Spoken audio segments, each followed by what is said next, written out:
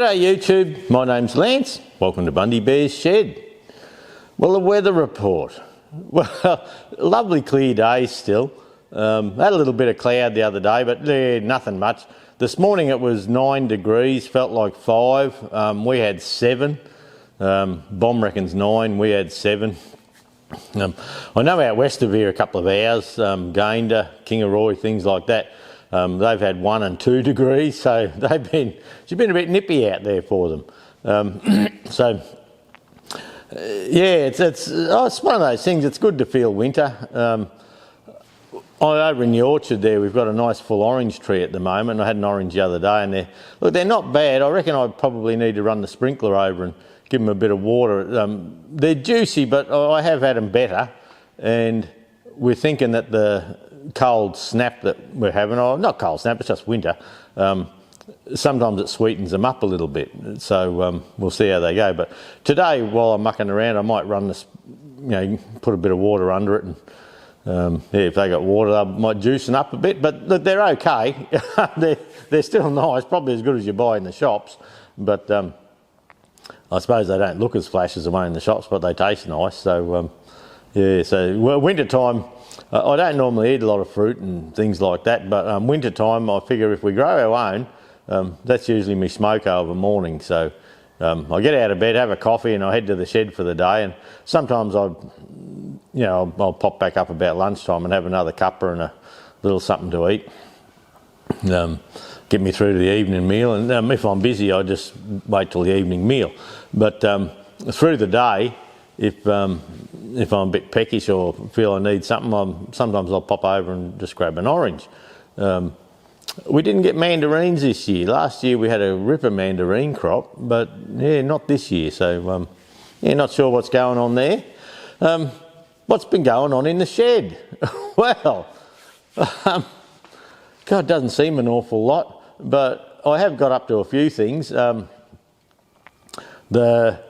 I noticed with the Massey Ferguson 20, I parked it over where I showed last week, over next to the 135, and I come back and there was a little puddle of oil on the ground like that. So I wasn't sure, to get the lower arms nice and free, I had to put a lot of oil in that around there and work them back and forth, and I'd left the oil there. I thought, a little soak in and all that. So I wasn't 100% sure that it wasn't just from that, that one side had a little bit more than the other.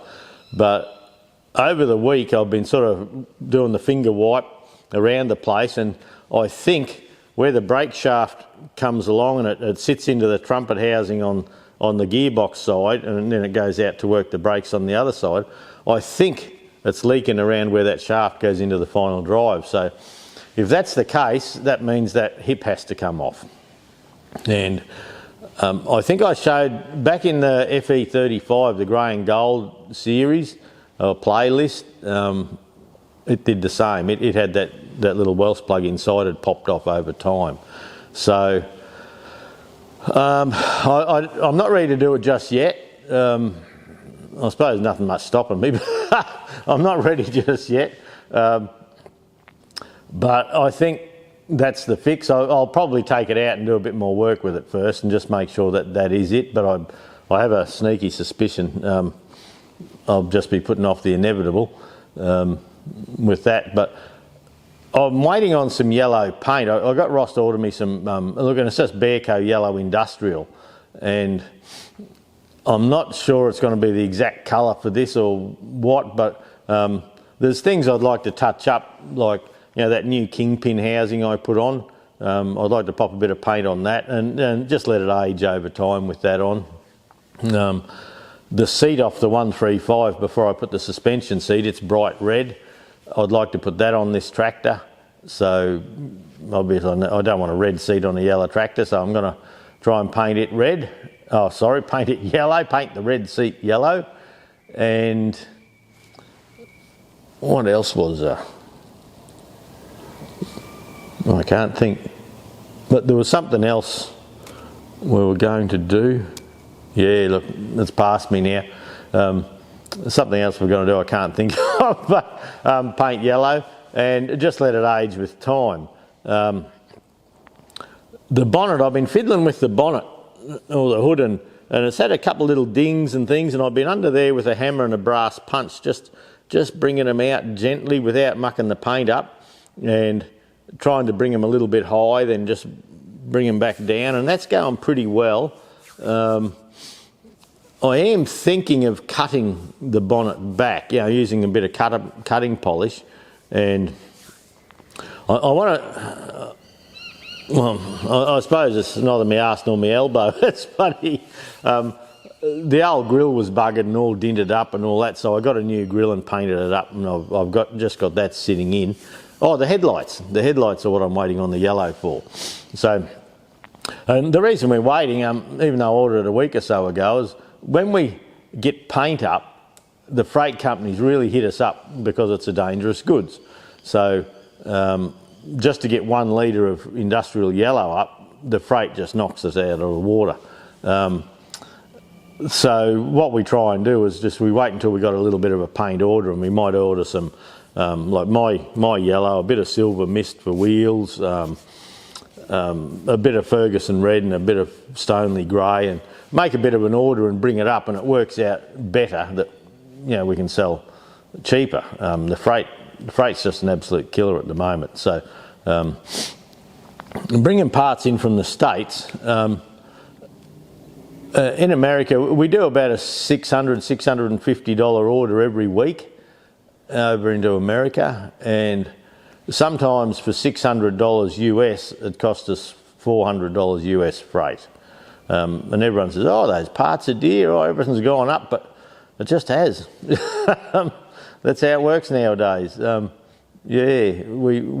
try and bring good quality parts in, but we have to put a margin to cover costs. But it's not a charity sort of thing, so we have to cover. So see what happens. For the Massey 20, I bought some new wheels and tyres for the front through the week, with thought that I'd pop the tyres off the rims, paint the rims industrial yellow, and pop the tyres back on. The tractor would have nice new rims on it, and because the other ones are not that flash. But I've had a look through the week, and look, I think I'm going to keep the original rims for the original look. If we paint the tractor up at a later date, we'll paint the rims then. So part of my task over the next little while is get the tyres off the new rims. I can't buy wheels and tyres anywhere, and I don't think anyone will be able to buy them cheaper than I can go to Bearco and buy the new front rims and tyres. And I can't even come close around town here for 616s. They're not the actual broken tri-rib. Like I would love the broken tri-rib, and the broken tri-rib means it's got a full rim around the centre, and then the two ribs either side of the centre one. They have a rib, but it's broken, like the original tyres were. But you don't seem to be able to get good ones of them that exactly match what the tractors had. So the way I figure is if I got all these Bearco tyres on me, tractor tyres on me tractors, well, they're not going to be 100% perfect. Well, we'll just have them good enough. And the cheapest thing for me to do with wheels and tyres is go to Bearco, buy the 616 tyres on the rims, take the rims and take the tyres and the tubes off the rims, and then I often send the rims back to work and sell them. Yeah, put them back into the shop. I don't need hundreds of pairs of rims around. I've got a brand new set of Sparex rims here for the 65, and that's probably what will happen there too. I'll paint these rims 65 colours, and I might. Originally the rims were all grey on these tractors, but I always liked the 100 series rims with the red centre and the silver outer. But look, how pedantic I get. Who would bloody know? Who would know what happens? Pardon me.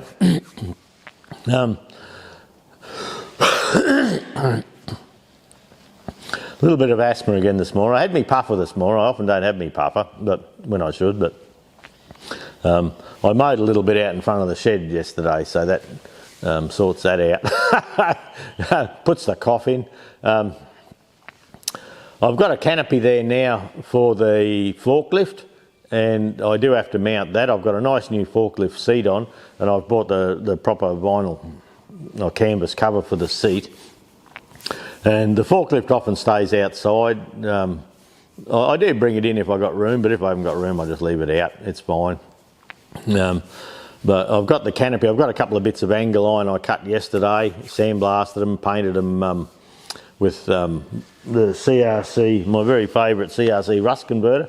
That's good stuff. If you're in Australia, just bloody hunt some down and buy it. It's good gear.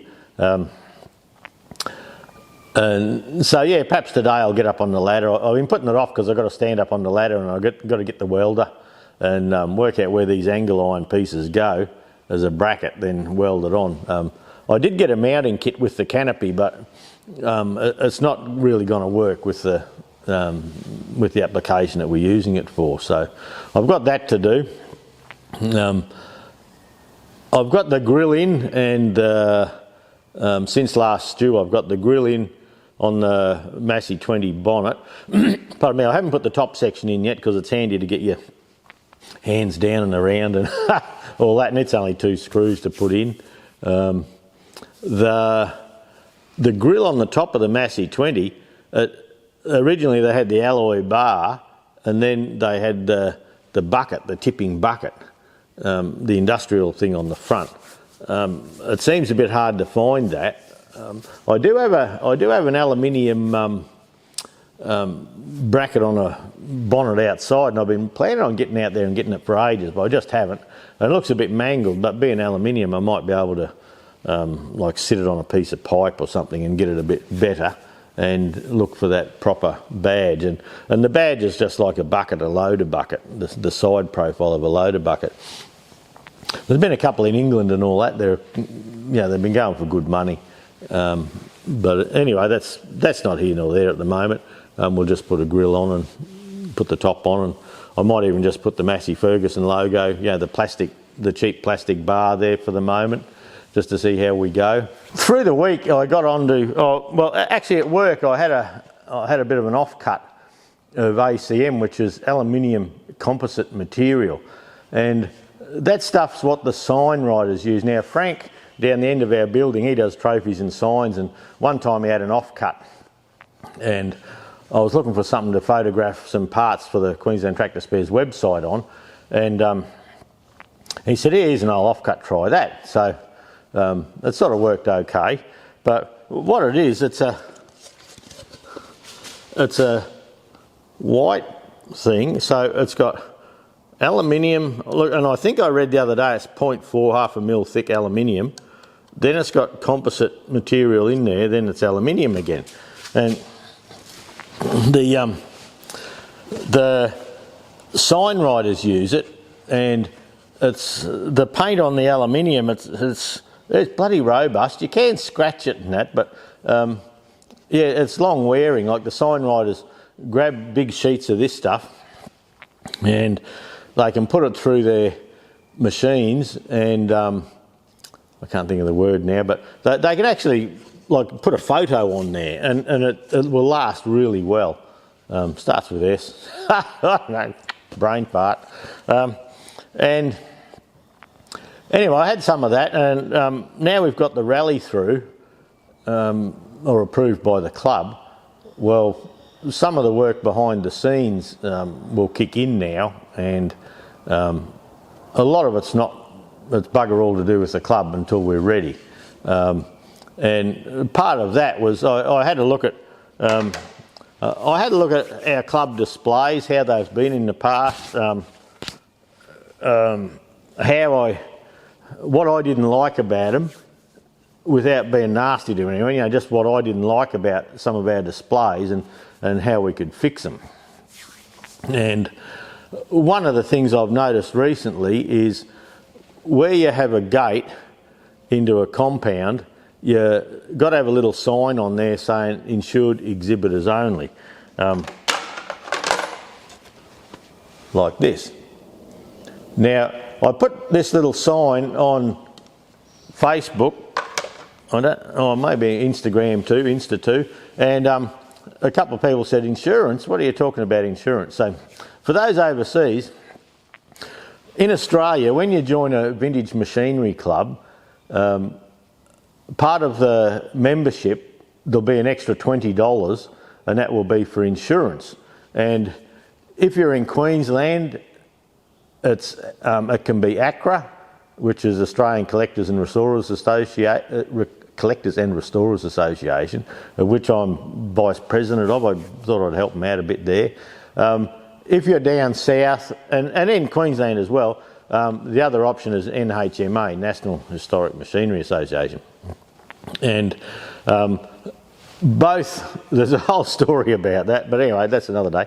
I mean, back in the day, I'm going to tell you now anyway, back in the day when I started help get the club up and running in town here and had to deal with a secretary, a fellow Ken down there, he was one of these pedantic old buggers, and if you send a form in, they'd send a form out, I want to know something, so he'd send it down, and it wasn't as bad as if you left a full stop out, but if there was something not quite 100% perfect, bloody back she'd come.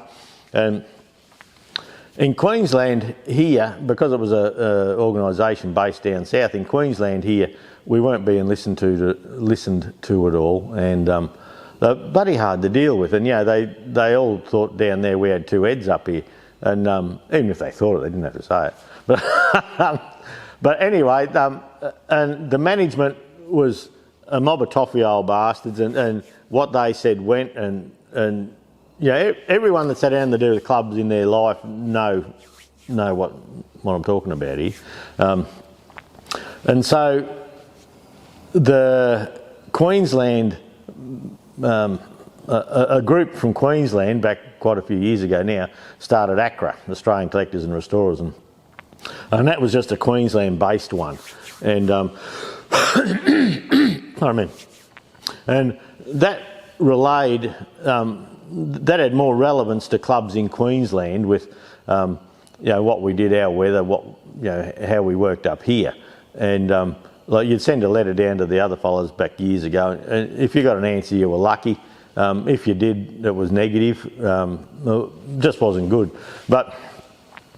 To their credit, to NHMA's credit, over the years they've had a reshuffle, and look, it seems really well run at the moment. And there's, their Facebook page is up and running. Bill Ives down Brisbane, he's always got, got any questions, let me know. Well, back in the day it was a secret society, so in reality, if it was run back in the day like it's run now, ACRA would never have formed. There wouldn't have been any need for it to form. That's just how it goes. But now we're up and running, and I'll help them out where I can and things like that. But the NHMA, look, it's a great thing. It's something you need to be in. NHMA, or if you're in Queensland, ACRA, find a club with ACRA. It's a good thing. And what that does for you, when it says no entry, insured exhibitors only, in Australia, the insurance covers you, and it's a public liability policy. And if let's just say for an engine compound, there's a set of guidelines, they're safety guidelines, and they're just common sense. Like if you're driving your tractor around in a show environment, keep it at walking pace, 5 kilometres an hour. Check your engines. Don't have the flywheels of the engines facing the fence, so if one breaks or comes off, it goes through the fence and sorts out a patron or a fellow collector. Make sure you stop your engines before you refuel. Wear covered footwear. Don't wear me flip-flops, me thongs. So I've got to put boots on. And it's just a set of standard guidelines, but if something goes wrong, there's a public liability insurance and that covers the exhibitor and the club, and if someone needs sues or needs a help, well, the members are all covered. A lot of people, well, our rally, any rallies, it's no insurance, no display. So if you haven't got insurance, but you can have your own personal insurance, but you won't be getting it for $20. whatever it is now, 25 bucks. You won't be getting it for that. It'll cost you hundreds of dollars. And with Accra, I'm not 100% sure with NHMA, but I think they probably have the same or similar. I remember back in the day, NHMA, if you're having a rally and you wanted to bring volunteers in to help with the rally, you could have up to 20 volunteers and they would be covered with the insurance. With Accra in Queensland, we can have unlimited number of volunteers helping us at a function. Sign them in, sign them out, but they're not allowed to operate machinery. They're just... Okay, my memory card just filled up. I've been doing quite a bit of filming lately and I haven't got a chance to drop it all off onto the hard drive, so my 32 gig memory card filled up, so I've just popped a 64 in. But yeah, with the insurance, pardon me, we have to be in the compound at a tractor show or an engine show, you need to have insurance, and it needs to be fenced and things like that. But with Accra, yeah, same thing as I imagine what NHMA is, I believe. But you do have insurance while you're on the site. With Accra, if you're heading off on a club do, or you're volunteering for the club, and say I have this loader coming here shortly to sort out for the club, I have it out the front here and someone's travelling and the secretary sort of got it noted that they're travelling down here to work on it, well, they're actually covered in transit, so it's a good thing.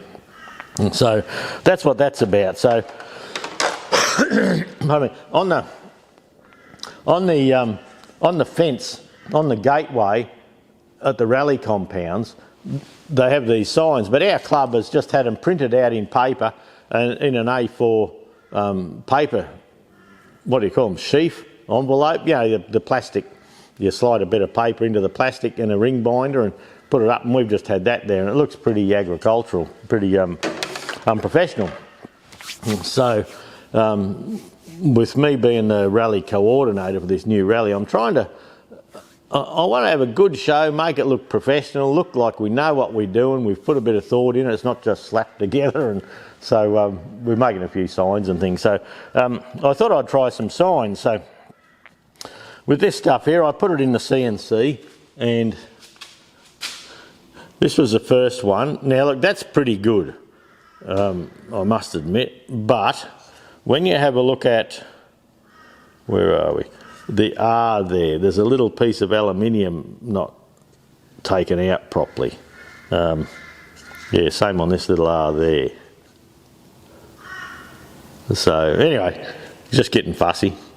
And that there, RCVMC, Rum City Vintage Machinery Club, I turned it over and I did that with the laser, and what that's done, that's taken the white off and it's gone right back to the aluminium. And so it's a long-lasting sign. So I did a run with them like this, and I wasn't that happy. Look, they're good enough. I'm going to give these to the club to use, but here's the next one, and that's when I dialed it in a bit better, and you can see everything's a lot clearer. A lot more definition of the letters, and it's just it's probably only a little difference, but you can probably see, yeah, the top one's like a deeper. The top one's, the bottom one's only, because I knew it was only about 1/2 mil thick, the aluminium on the top here, I put it down to about 1.2 mil or something like that, 60 thou, 50 thou. Anyway, can't remember. But it wasn't deep enough, so this one, actually this one's the 60 thou one. So that's come up nicely. Look, it's cheap and easy to do. So where Alan, if you've dealt with Queensland Tractor Spares, you've probably had a chat to Alan. Alan's young bloke, Jesse, he works at Signmax in Bundaberg. And so I got onto his boss and I said, how much is that ACM, those sheets? And he says, oh, 120 bucks for a sheet. I said, oh really? Okay, so that's great. So I popped around and I got a sheet, but where this is white one side, or white both sides I should say, the sheets that they have white one side and black the other. And talking to them, what they do is on the front of big buildings and that, when you see 3D signs sticking out, well that's the stuff they use, and they can colour it. And he was telling me the other day that you can get that with like an aluminium checker plate look on the front of it and all sorts of stuff. So it's bloody interesting, something I never clicked onto before. So $120 a sheet for the panel. Oh, the sheet is 2440 by 1200, so it's an 8x4 sheet of this stuff. And you could make shitloads of stuff out of that. And so, yeah, we'll see how we go. With the one thing with the rally, at the everyone seems to be coming good. We have a meeting with them this week. Alan's having a meeting on Monday, then I think we're going out there Tuesday or something like that. And the council has camping there. Now this grounds that we're using, it's just absolutely ducks nuts for a rally. They have 220 something powered caravan sites and 200 and something non-powered sites. But to come to the rally, they're sort of not real negotiable at this stage on the fees, and like a powered site's $35 a night. I can't quite think what an unpowered one is off the top of my head now. And people are sort of saying, well, yeah, that's a bit expensive, you know, by the time we travel there. But I don't know, I think it is too. But we're trying to work with the council with that. Now we've paid the thing, Lance and Jude are paying for the grounds, hopefully tomorrow. We think we're going to pay for it tomorrow. Well, depends how that all works. Yeah, Jude and myself, or Queensland Tractor Spares, we're going to pay for the grounds. And once it's paid, apparently we can negotiate a little bit more, just for exhibitor camping and that. But that is a thing I'd like to get down and try and negotiate a bit better with. But in saying that, the price of electricity and all at the moment, if you park your caravan there and you're hooking, we can offer a powered site for $35 a night. You can hook in, you can run your aircon, you can run your heaters. They've got bloody lovely amenities there now. They've built 2 complete new amenities blocks. There's 13 ladies and 13 men's showers in 3 different blocks around the place. So, you know, I suppose you can't expect the council to do it all for nothing. But that's going to be something we have to negotiate with the council a bit better if we can. If people don't want to stay with us, and the council's thing is that they don't want to go in, give free camping and all there, and go in opposition to the caravan parks, you know, the businesses in their areas. So where the grounds are, right at the intersection on the corner where the traffic lights are, there's a caravan park just down there. It's a big 4 caravan park. I'll find out the pricing for that. But there's motels up and down the road. I don't know how many bloody motels are in Bundaberg, but there's a lot. And yeah, there's a roadhouse on the corner for fuel and takeaway junk. And you've got an Aldi down the road. Brothers Sports Club sort of diagonally across the other corner. It's well worth going for a feed. But it's in a good area, but we're trying to fine tune a few things. And but look, let us know in the comments, particularly if you're in Australia, about the camping. It's like staying at a caravan park. That's all I can tell you about it.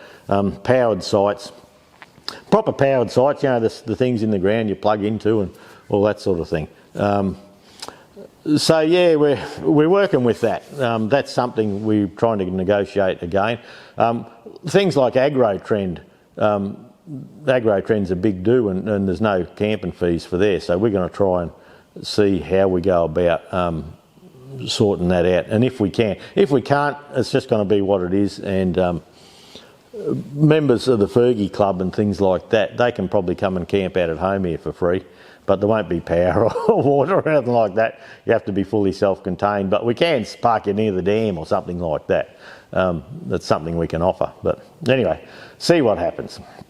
But yeah, with this stuff here, we're actually getting a map of, well, I'm doing it, got a map of the area, and as exhibitors come in, we need to sign exhibitor entrance this way and public parking that way. Then as you come down the track there, there's a track with lesser curbs that trucks can get around to the loading ramp. So, just signs down there to tell them that, trucks this way, loading ramp that way, where the food is, all that sort of stuff. So I'm putting a lot into that as the week's gone by, as this last week has been.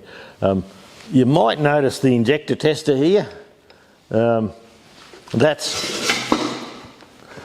getting ready for filming, doing the injectors on the club's engine, on the 414 International engine in the Toft loader. I did a quick test yesterday. I just washed them a little bit and did a quick test yesterday, and they're not too bad, for an old injector. We're not going to put new nozzles in. I am going to strip them and clean them and get a little brass brush on the needle and make sure it's not sticky and that. But they're all sitting at pretty close on 150 atmospheres, which is fine. But I've got the pump done. I still haven't had a chance this last week with all the goings on to edit the assembly of the injection pump, but it's all filmed. That's part of why my bloody card filled up. It's all filmed, and I just got to get editing time. I haven't had time to edit the lift cover adjustments yet, but it's filmed too, so we'll get there. See how we go with that. But look, I've probably waffled on enough. I'll take you for a quick walk with the camera and just show you what I've done on the grille, on the bonnet. Show you the later. Oh, my Land Cruiser hit 40,000 kilometres when we went going to work this week. So I spent some time yesterday, Saturday actually, servicing the Land Cruiser, doing the 40,000k service, engine oil change and filters, and general look around. But she's looking good, the old girl. She should live to bloody take a tractor to another show, I reckon. We'll see how we go. But 40,000 Ks. I picked it up just before, towards the end of January 2021. So it's a 11th month 2020 model. And by the time we got it up and I got the GVM upgrade before we registered it, so it's a second stage manufacturer GVM upgrade to 4.2 tonne. By the time we got all that done and through, it was pretty well around Australia Day weekend, the end of January 2021 when we got it. So 2024, we're getting a few Ks on, but not a lot. Most of those kilometres are it's done a trip to Victoria. It's been out to Mount Isa, done all the Western Queensland run. It's been up to Cape York and back, and things like that. So it puts around town. It's 7 kilometres to work and back each day. I do that 4 days a week. The other day when I was doing the service, I reckoned I had enough oil to do it. No, not quite. So I had to pinch Mum's car and bloody sneak into the shop and buy some oil. We'll grab some oil, so see. But anyway, that's done. I'll shut up. I'll go for a quick walk around with the cameras. Hopefully I'll get the injection pump assembly video done this week, as in edited. Maybe the Massey 20 linkage, and I'll start filming this very soon. So thanks for stopping by. As Barry says, your time is very much appreciated. Like, subscribe, all that bloody stuff. And we're nearly up to 50,000 subscribers. So that's a bit of a feather in the cap, I suppose. And look, thanks for stopping by. We'll catch you all next week, eh? Okay, that's the new rims and tyres. They come all wrapped like that from Bearco. They're the same pattern as on the 135, and look, they're fine. I don't sort of mind them. The pattern is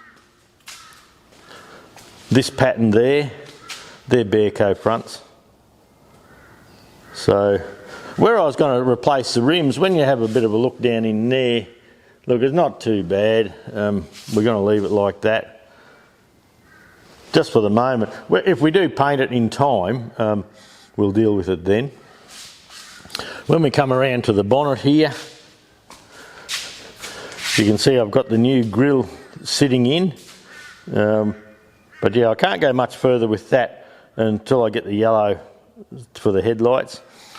This had a bit of a ding in here, and I actually sanded the top off that. I wished I didn't do that now, but you can see there's just a little low patch there to do. But I've done one here, and I've done a couple down that edge there. But yeah, look, I think that'll look nice. I'm just going to keep it how it is for the moment. I'm not going to paint any penetrol or anything like that on it. I'm just going to, well, what I think I'm going to do is use a bit of cutting polish, and we'll just cut it back and keep the polish there for a bit of protection, because the paint's getting quite thin. Then when we come around here, this is our little canopy upside down. I've got the little pieces of angle iron cut, and they're going to go on the lid of the little forky out here. And I probably should try and do that today. But look at this day out here, eh? What a cracker. The sun's almost up. It's not far away.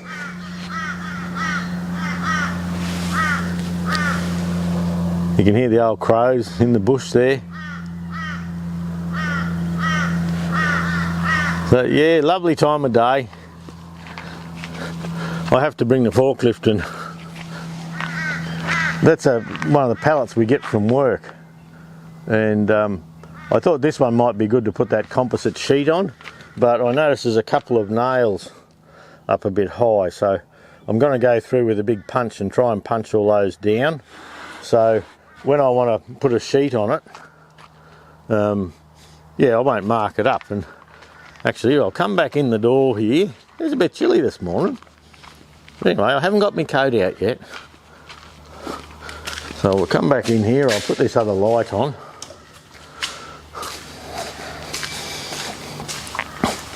I've got the headlight surrounds to paint yellow, but anyway, I've got to get there. And these are the sheets of that composite material. For signage and decorative purposes only. Remove clear film within 6 months of receipt. So it must just go, you can see a little film there. It must be one of those things, you know, you see that it cracks up, but yeah, we have white one side, black the other. And the black, if they want to cut out letters or that, but there's no use putting the black on the CNC router to make signs, because black on black, they're bloody hard to see. But anyway, I spent a couple $100 on that stuff. And to cut it, the circular saw, in at the sign place, they have a guillotine and they just go chop, and they have nice neat shapes. Or they can put it on the CNC router and route out the intricate shapes, which is what I can do, up to a size. But I think I've got another sheet. Come for a walk. There's a couple of old engines for you to look at. There's the bloody gym. That's why I'm so fit. But look at this roller up here.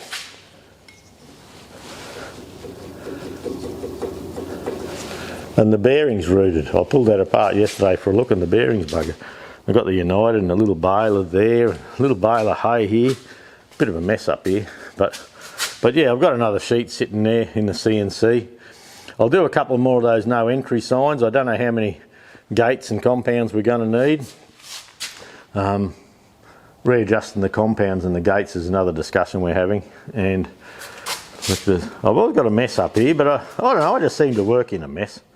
That's a laptop, and I have a bigger screen up there to sort it out, and I have the Tour laser there. I'm thinking I wouldn't mind building a little room up this end, but anyway, don't get carried away, Lance. Okay, that's it.